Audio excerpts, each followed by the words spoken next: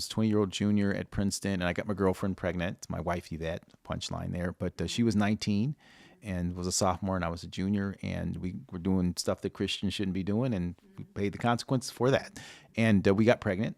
She went to Student Health Services to get the pregnancy test, and the nurse comes out and administers the test, then goes back, brings the results, and says it's positive and you're pregnant. And without taking an extra gulp of air, says, now, of course, you're going to have an abortion. Wow. And Yvette says, no, I don't want to have an abortion. I want to get married. I want to have my baby. And the nurse is like, what year are you? Oh, I'm a sophomore. So what do you want to do when you graduate? She says, well, I want to become a doctor. She says, my gosh, graduate from Princeton with a baby, become a doctor with a baby. Doesn't seem like it makes a lot of sense. And so, I imagine Yvette came back, to the dorm room. We talked about it and, said, well, we're going to move forward with the plan. And so we did. We got married.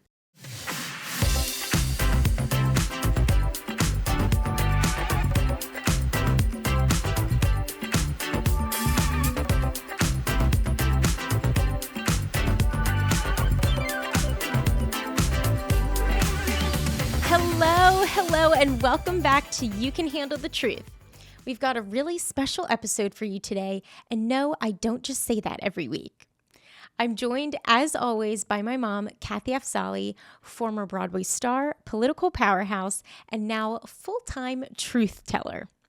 Today, we're turning the spotlight on the amazing Roland Warren, CEO of CareNet National, author, husband, dad, granddad, and walking encyclopedia of wisdom. We're talking about his powerful new book, The Alternative to Abortion: Why We Must Be Pro-Abundant Life. It's a conversation about faith, compassion, and what it really looks like to support life beyond the talking points. So buckle up, because today we're talking truth with Roland. Well, yes, hello, everyone. As Annabelle said, this is You Can Handle the Truth, and we have someone really special here today. And he's also a neighbor, which, Roland, you have not been to our house before, so I feel you never let me in. Well, we just, your we property just short value commute. just went down dramatically. Let's just keep this, at least until this gets released. It's so funny because I've been to your house. Anyway, it's Roland Warren. I haven't really officially introduced him, and we're here to discuss his amazing book, which I just read this weekend. I'm sorry I should have read it sooner because it's so wonderful. The Alternative to Abortion: Why We Must Be Pro-Abundant Life. And this is Roland's third book. I love it. I just love it. And Thank you. Really, but before I do that, I just want to read a little bio because he's not only my neighbor, but he's just this totally accomplished person. So apparently we are the neighbors that are bringing the property value down. So Roland is a graduate of Princeton. He's one of those smart boys that went to the big, one of the big Ivy Leagues. Yeah, I didn't get accepted to Princeton. Frankly, I didn't apply. You probably didn't even know what it was. Well, I probably didn't at the time. I was probably too busy doing other things. But he also went to the Wharton School of Business, which is in Pennsylvania. He is a servant of Jesus Christ. He was 20 years in the corporate world, IBM, Pepsi, and Goldman Sachs. Wow, I'd like to hear about all of that. And then he spent 11 years as president of the National Fatherhood Initiative before joining CareNet in 2012 as the president and CEO. He's been on TV. I feel really, really humbled. I really feel humbled that he's come to our show, and we've got the big check waiting for him when he leaves today. That's if you believe that. So he's been on Oprah Winfrey. He's been on the Today Show. He's been on CNN, C-SPAN, NBC, Fox News, Family News and Focus. I know you've been on TBN because I just saw you on TBN the other night, which is Trinity Broadcasting, which I love all the shows there. And just been, such a career and such an advocate for the family. So he's here today to talk about his book and to just talk about his life experience. And if you want to just start with what kind of led you into this movement, because his story is just so compelling. And so I'm going to give you the floor, Roland, and you just have at it. I will do it. So it's funny because the Princeton thing is where all this starts. Yeah. I was a junior at Princeton. I was a 20-year-old junior at Princeton, and I got my girlfriend pregnant. It's my wife, Yvette, punchline there. But she was 19 and was a sophomore and I was a junior, and we were doing stuff that Christians shouldn't be doing, and we paid the consequences for that. And we got pregnant, and she, and I tell the story in the book as well, but because it's the starting point for all this for me, because she went to Student Health Services to get the pregnancy test, and the nurse comes out and administers the test, then goes back, brings the results, and says it's positive and you're pregnant, and without taking an extra gulp of air says, now, of course, you're going to have an abortion. Wow. And Yvette says, no, I don't want to have an abortion. I want to get married. I want to have my baby. And the nurse is like, well, gosh, what year are you? Oh, I'm a sophomore. So what do you want to do when you graduate? She says, well, I want to become a doctor. She says, my gosh, graduate from Princeton with a baby, become a doctor with a baby. Doesn't seem like it makes a lot of sense. And so, I imagine Yvette came back, to the dorm room. We talked about it and, said, well, we're going to move forward with the plan. And so we did. We got married. By the Justice of the Peace, I remember like 4 students were there, and that was it. And we started our life together, and she did graduate from Princeton, not with 1 baby, but with 2. It's Ivy League, so you have to try to overachieve. Maybe at Harvard they graduate with 1 baby.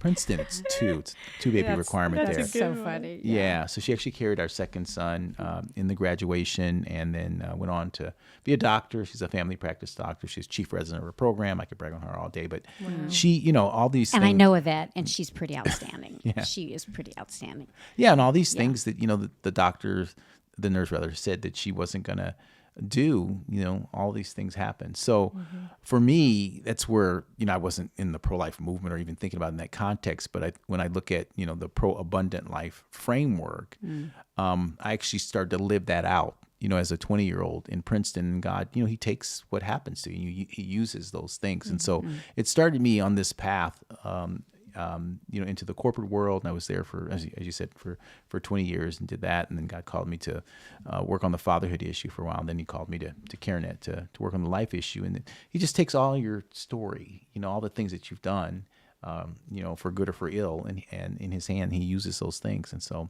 that started the process. So so we have all that stuff, and both our sons and grandkids as a result of that. So it's been amazing to see what God has done with the mistake that we made. So we don't always follow the path that God maps out for us in terms of the normal best outcomes. But because you made a decision to choose life for your baby, and you stepped into it instead of running away from it, God turned that into something so beautiful and so abundant, right?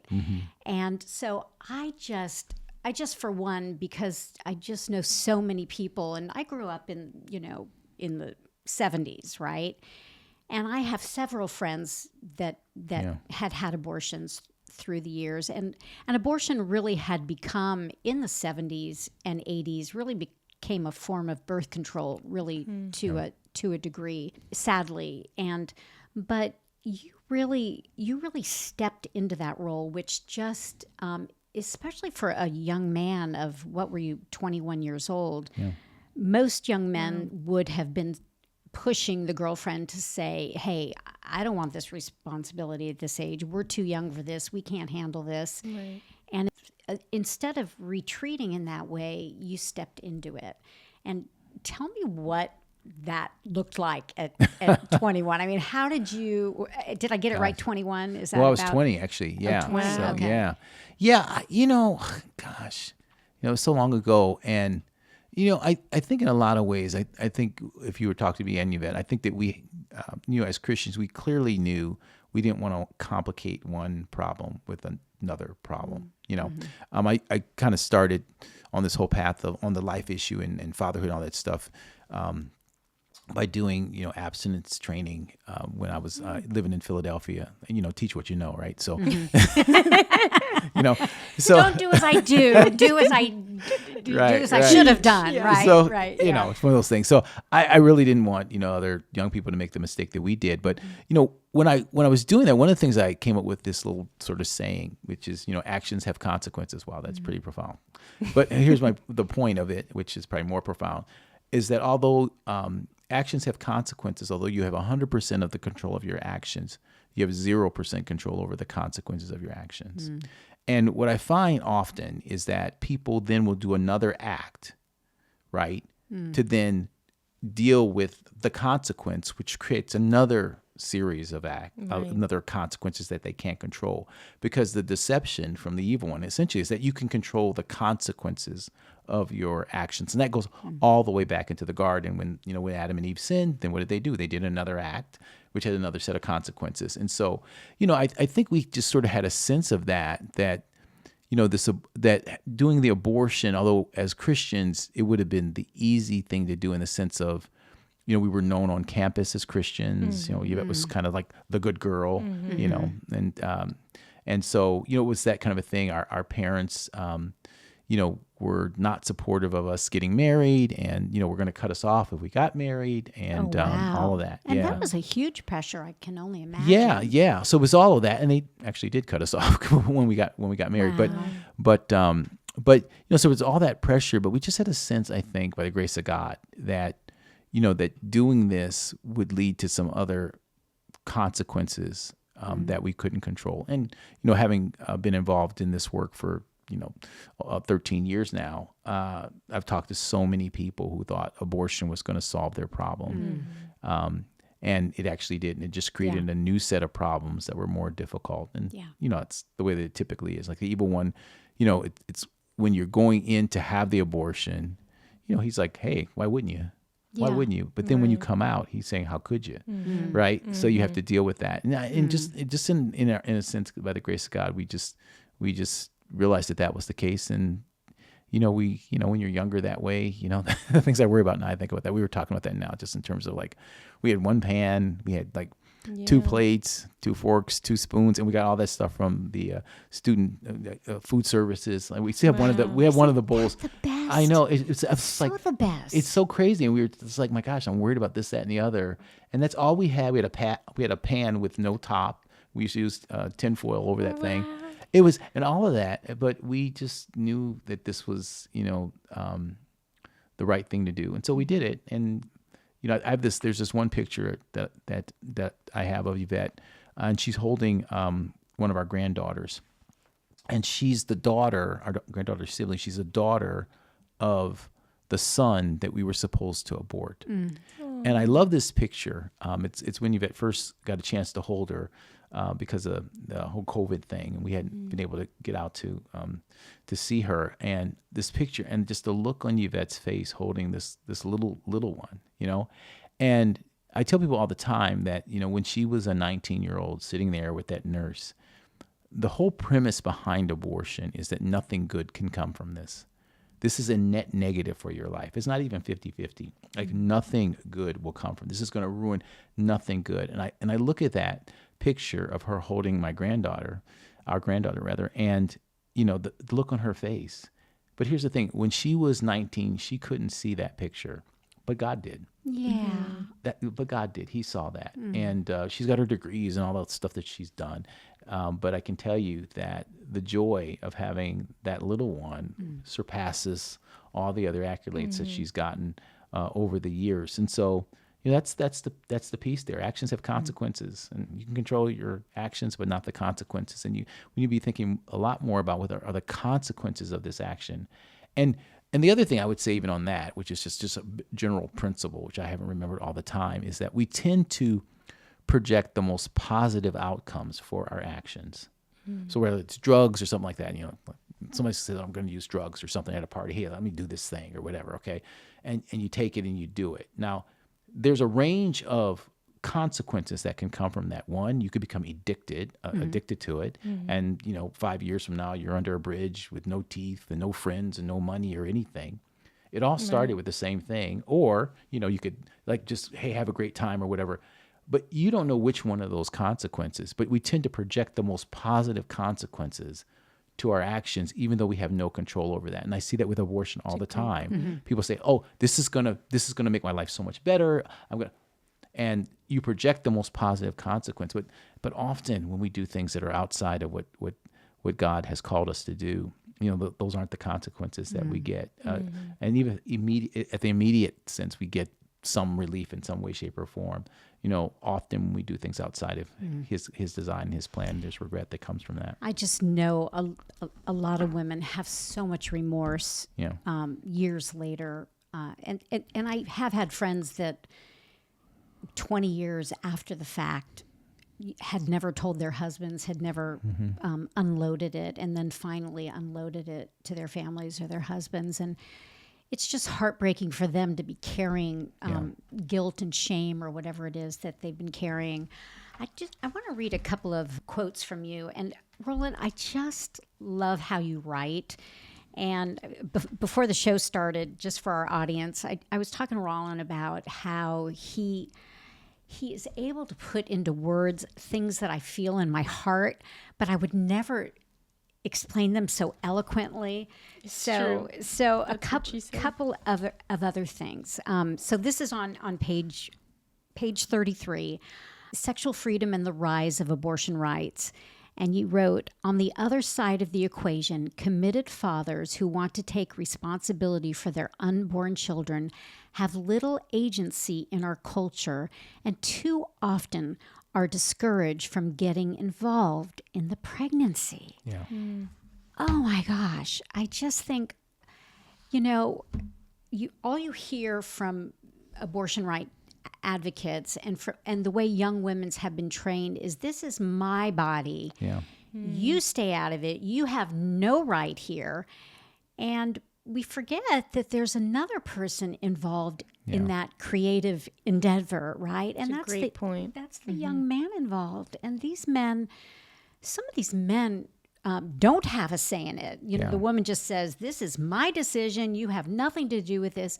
And they are so grieved at not being able to be involved in that.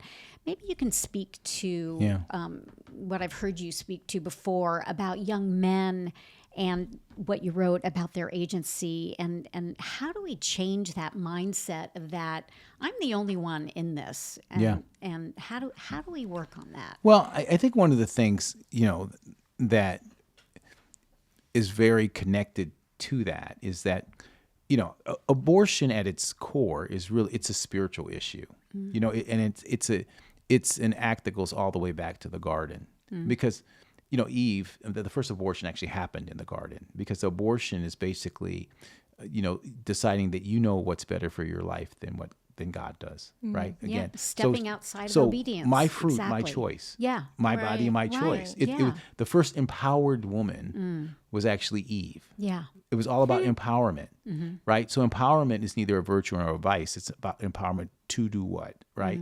And so what you see in that narrative, though, as she makes this decision, this empowerment decision, is there's a guy standing there that's not engaged the way that he needs to be in terms of, protecting and the kinds of things there. Same thing happens with the abortion piece. And I what I've just noticed is, the whole narrative around my body, my choice, the objective is actually to isolate you and to move you away from any connection to anything else.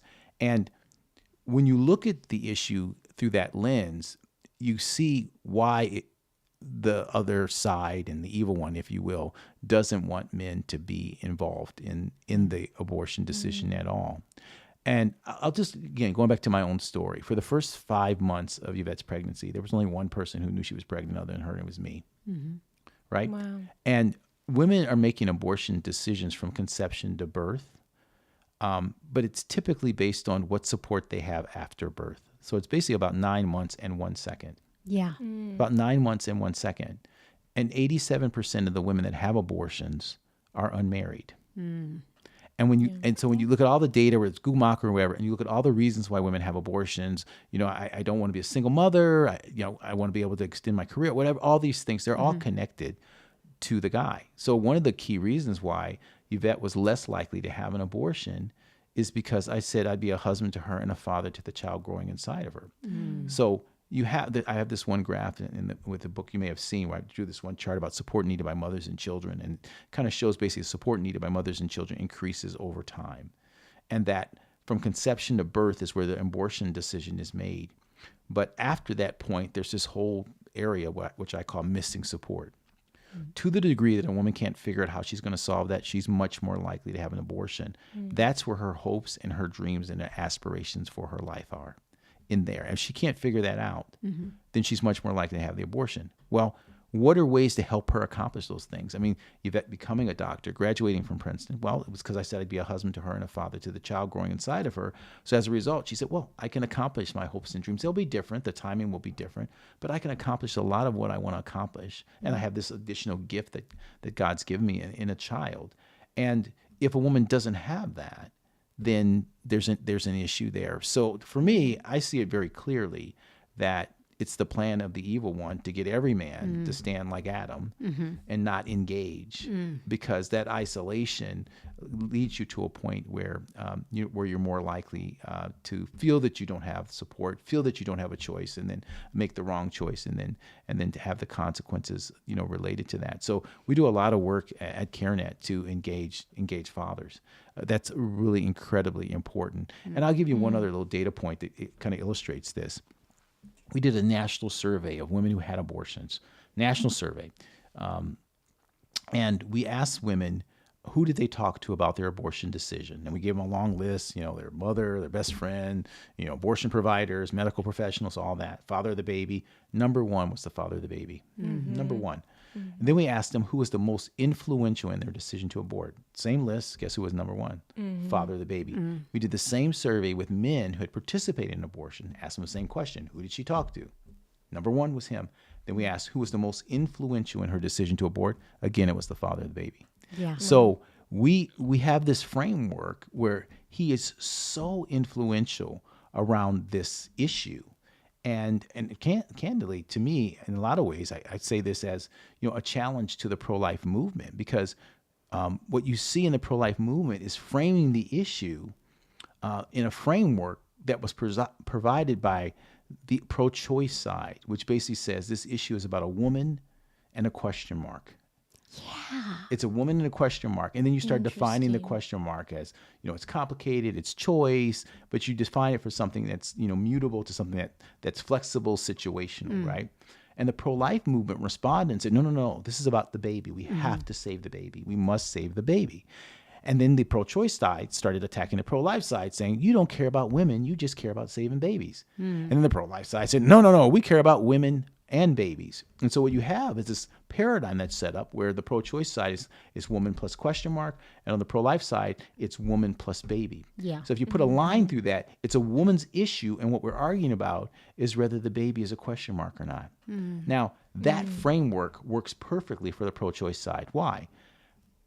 The guy's not in the picture, but they don't need him.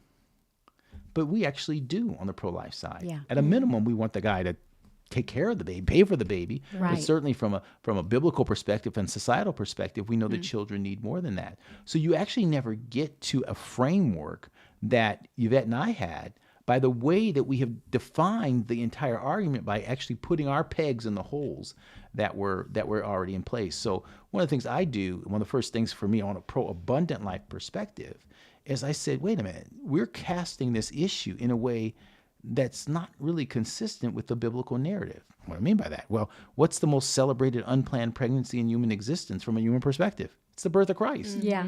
And what was Mary facing? She was facing an unplanned pregnancy.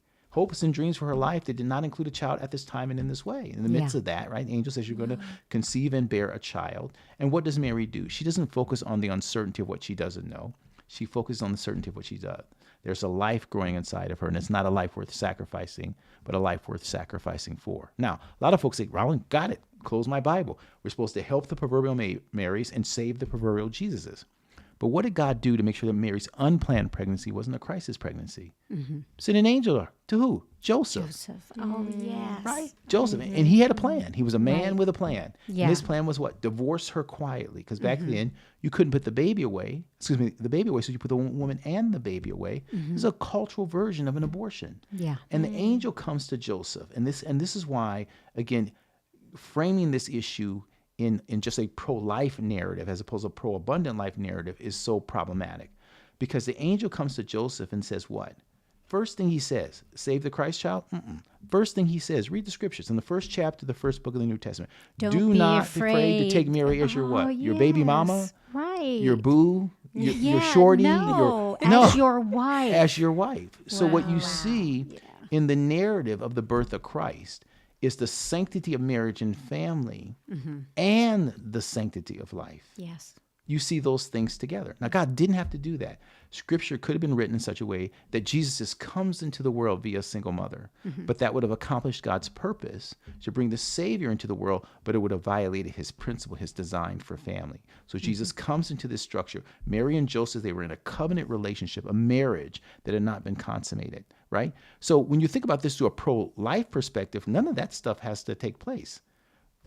But when you think about it from a pro-abundant life perspective, you're trying to anchor what you're doing in Scripture and in the most celebrated unplanned pregnancy from a human perspective. Now, going back to what I said before, 87% of the women that have abortions are unmarried. So explain to me how you're going to solve the abortion issue without the marriage and family issue. Right. And how are you going to solve the marriage and family issue without the guy? You know, It's a great point. I love how Roland focuses so much of this on the father and the father aspect. And I've just been so burdened in my heart just in the past, say, 20 years, once I started having children, with the amount of women that I'd met. And I went to school later in life. I had, an odd story. I had been on Broadway. I didn't go to college until later. I couldn't have done that without my husband. I had 2 children. I was pregnant with Mary Kate when I started college. And it took me about 10 years to finish, but I couldn't have done that without the support of a husband and a loving father to my children. And I had so many women in that amount of time when I was going to school that would just say, I don't need a man to raise my baby. I can do this myself. And I'm thinking to myself, number one, can you really do it yourself? And can you really do it well? And number one, your child needs a father. Yeah. Your child should have a father. And this isn't to diminish single moms. And there's a lot of situations out there, and we certainly don't want to do that. But, I can remember my grandmother has a story. Now, we're talking about like the 1920s, right? When my grandmother married my grandfather, people know my story from episode 1. And if you haven't watched episode 1, please do that.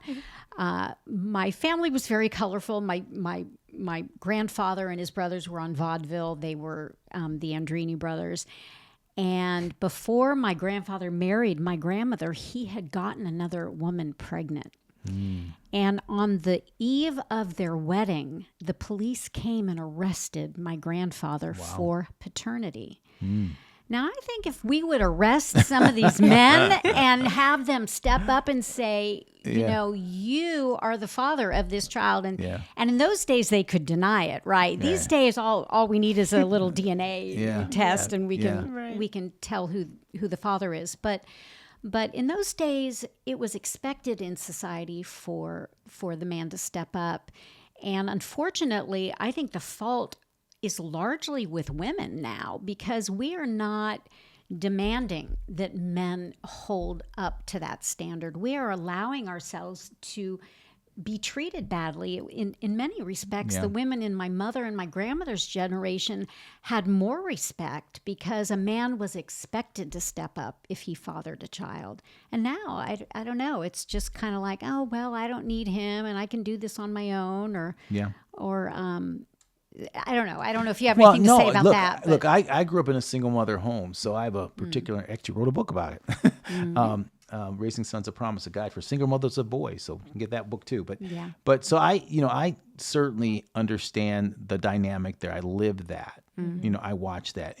And one of the observations I have, and I always tell people this, I've never met a single mother who said, my hope and my dream for my daughter is that she be a single mother. And to facilitate that, every shiftless guy I meet, I introduce to her in hopes that he'll get her pregnant and leave her. Yeah. I mean, it's. I just, most of the women I know and that are single mothers by chance, not by choice. I mean, take the Hollywood people out of that, but most of the people who are single mothers, they're single mothers by chance, not by choice, right? And so it's a very, very difficult environment. And frankly, the social science data really pretty much shows that, right? That when you have that situation, that's the poorest demographic. And kids raised without involved, responsible, and committed fathers are more likely to use drugs, more likely to be involved in early sexual activity, more likely to be incarcerated. All these intractable social ills are very much connected to the involvement for fathers. So my goal has been, to link these things which you see in Scripture, right? The role of the father, the centrality of marriage, the centrality of the sanctity of life, to make sure that we have all these issues interconnected to each other. They're not in a silo. You see all of these things in the birth of Christ, the involvement of the Father, right? The sanctity of marriage, God's design for family, the sanctity of life. You see all of that there. And what we've done is we kind of silo those things. So I think it's just really important to really have a biblical framework around it. And that's what I kind of talk about quite a bit in the Pro Abundant Life book that I'm talking about here. It's such a great book. Again, it's called The Alternative to Abortion: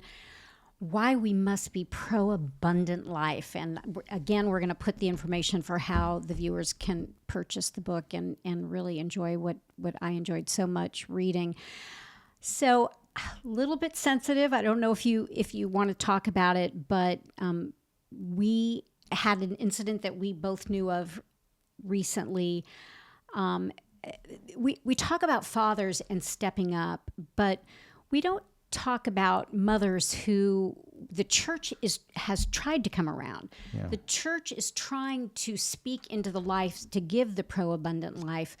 But how do we know as the church when we are trying to promote pro-abundant life with the mom and when we are enabling behavior that not is in the Christian design as family?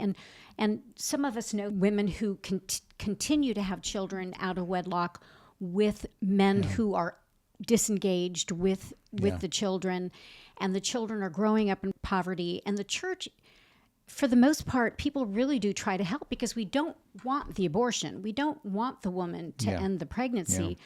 But yet, how do we step into the lives of these women to bring them up in a way that really says that, a single Christian woman isn't having sex with different men or how do I say this? And not enable them. Enable them to keep having children and to keep this lifestyle where the children again are growing up without a dad, the dad disengaged.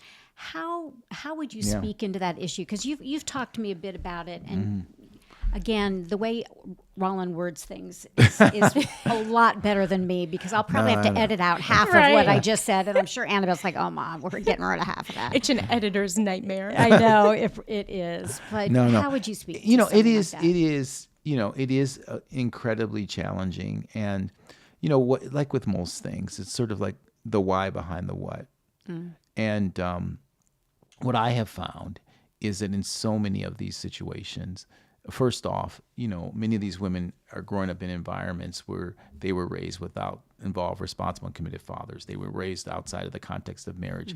They don't have this vision or whatever.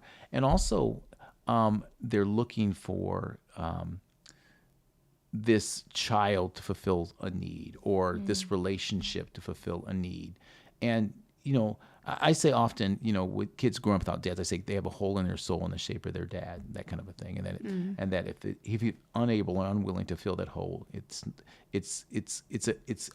very, very difficult for them.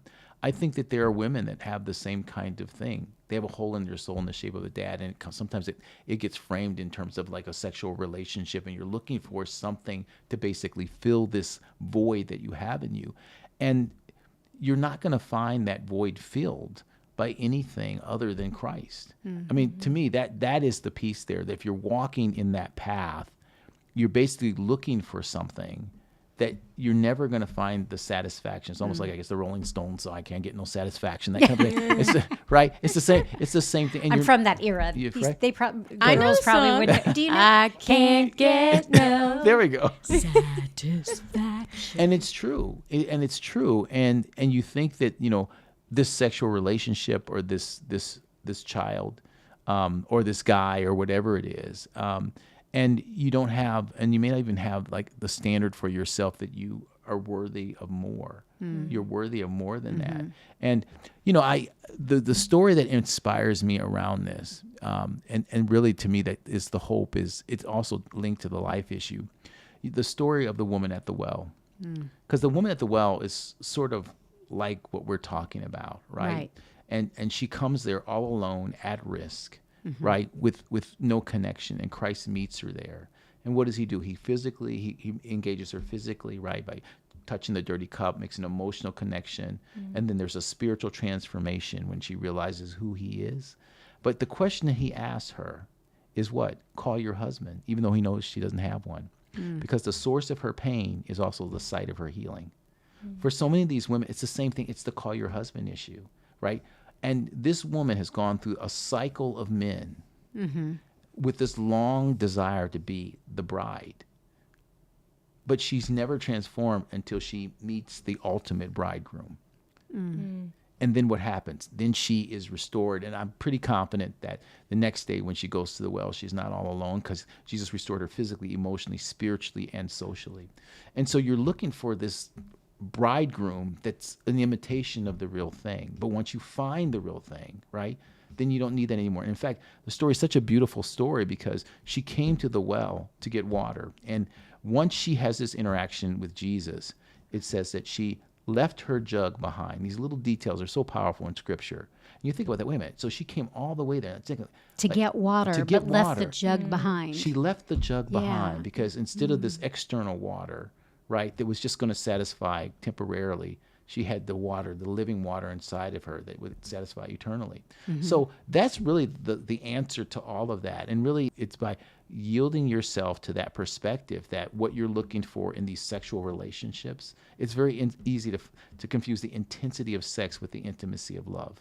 Very easy. And I see so many folks that do that. Especially for women. Yeah. For women to confuse the two, that somehow if I have sex with this man, somehow he's going to respect me more. He's going to love me more. Yeah, so then if I have his child, then somehow it's going to feel sort of like marriage. Right. And so he's going to just step into it. And he'll step into it. And I can just tell you as a guy, that's not how men are wired. Yeah. Thank you for saying We're that. not wired that way. It's not that's not how we think about it. Yeah. Think about the issue. So you see that. So she has one child, with the guy, and then 2 children with the guy, thinking all the time, this is sort of feeling like, that marriage relationship or something, but it's actually not. And I have a lot of confidence in women in this context.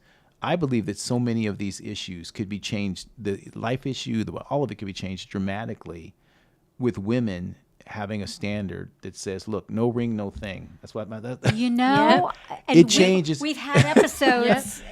I'm telling you, men will live up to or down to whatever standard women will set. I couldn't agree more. And that's the reason why, many women in the past had different kinds of men. You want men to be that way, then you have to have a standard that requires it. And a man who's worthy of it, he will step up to be the kind of man that you need him to be, but you've got to have the standard, have the standard that's going to require that. And the biblical narrative is what you see. So again, for me, like the winsome way for me is the woman at the well, and what you see there, this longing to be a bridegroom.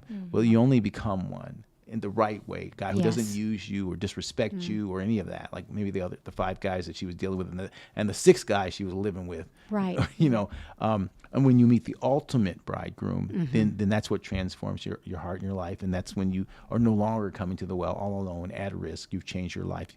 Jesus' call was always, come as you are, but don't stay as you came. Be transformed by the renewing of your heart, right? Yes. And that's really renewing of your heart, renewing of your mind. And that's really what Jesus did in that moment. So any women out there that are on that cycle, there's a way off of that cycle, right? And Roland, I love you. Roland, I love you. Oh, I just love that you speak to it, and you speak to it in a way that women need to hear. This has been a topic that we've talked about on the show, and where my generation sadly led this generation into this culture of if how am I going to get to know you if I don't sleep with you first, and all these things. And just like you said, these women have set a very low bar for men to have to rise to.